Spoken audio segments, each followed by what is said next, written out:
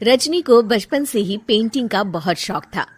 वो हमेशा से ही पेंटर बनना चाहती थी, पर उसके माँ और पिताजी ने उसको कभी भी इस चीज के लिए सपोर्ट नहीं किया और उसकी शादी नीरव से हो गई।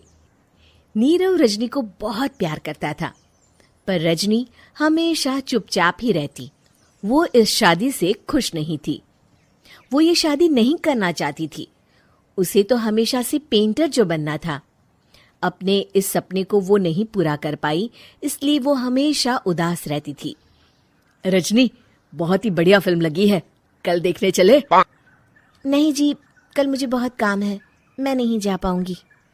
अच्छा तो कोई बात नहीं, संडे को चलते हैं। देखिए, मुझे फिल्म देखना पसंद नहीं है। आपको जाना है तो चले जाइए। नीरव को मना करके रजनी वहां से चली जाती है और अपने बैग को खोलकर उसमें बंद पड़े ब्रश और कलर्स को देखकर रोने लगती है। रजनी, चलो ना कहीं बाहर खाने चलते हैं, कुछ तुम्हारी पसंद का। जी, मुझे नहीं जाना, मेरी तबीयत ठीक नहीं है। रजनी वहां से चली जाती है। नीरव को समझ नहीं आता कि रजनी उससे इतना दूर क्यों रहती है। वो जब भी उसके साथ वक्त बिताना चाहता है, रजनी कोई ना कोई बहाना बना देती है। एक दिन घर पर कोई नहीं था। रजनी घर का सारा काम जल्दी से खत्म कर लेती है।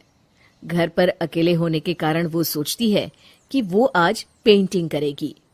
वो अपने कमरे में जाकर पेंट ब्रशेस और कलर्स निकालकर जैसे ही कलर मिक्स कर रही होती है कि दरवाजे पर बेल बज जाती है।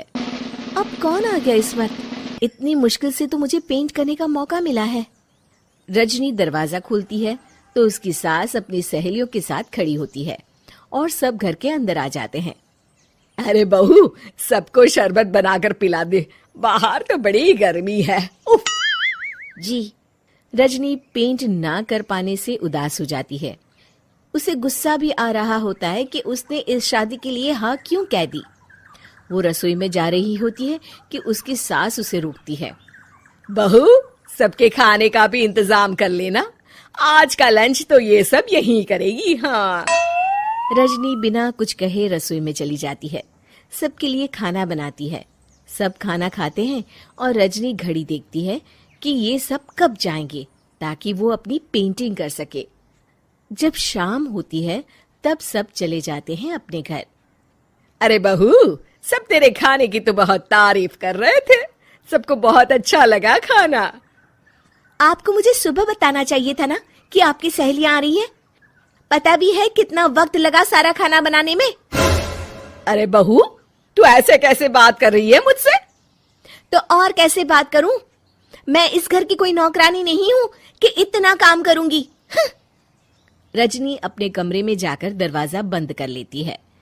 शाम को जब नीरव आता है तो उसकी माँ उसे पूरी घटना के बारे में बताती है। क्या रजनी ने आपसे इस तरह बात की माँ? हाँ, और पता नहीं उसे क्या हो गया है, शाम से बाहर भी नहीं आई है। मैंने तो कई बार आवाज दी, खाना भी नहीं खाया उसने। तू ही बात करके देख ले बेटा। नीरव अपने कमरे का दरवाजा खटखटाता है।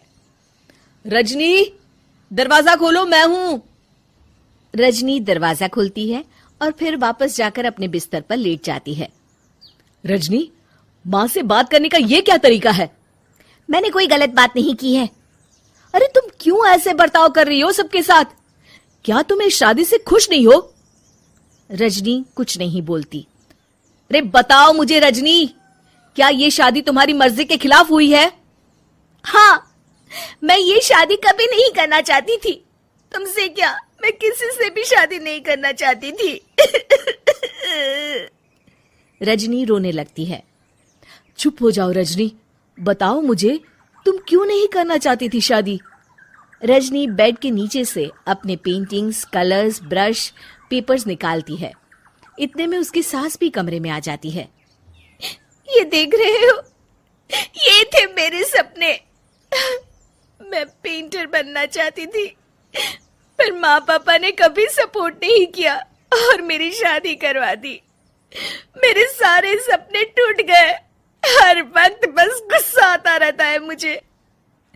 मैं जानती हूँ कि आप लोगों की इसमें कोई गलती नहीं है, पर मैं क्या करूं, मुझे समझ में नहीं आता।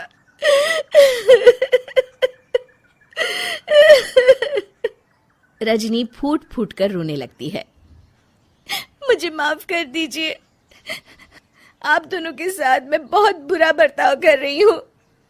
अरे रजनी बेटा, चुप हो जाओ तुम। नीरव पानी लेकर आता है। ये लो पानी पियो और शांत हो जाओ। रजनी पानी पीती है और उसकी सास पेंटिंग्स देख रही होती है। अरे नीरव, हमें तो पता ही नहीं था कि हमारी बहू कलाकार है। अरे कितनी अच्छी पेंटिंग्स बनाई है, देखो तो। ये वाली तो मैं अपने कमरे में ले जाऊंगी। आपको ये पेंटिंग्स अच्छी लगी? अच्छी नहीं, बहुत अच्छी लगी। और तुमने हमें बताया क्यों नहीं? तुम जब चाहे पेंटिंग कर सकती हो रजनी। हम तुम्हारे सपनों को पूरा करने में तुम्हारा पूरा साथ देंगे। हाँ बेटा, हम कला की कद्र करते हैं।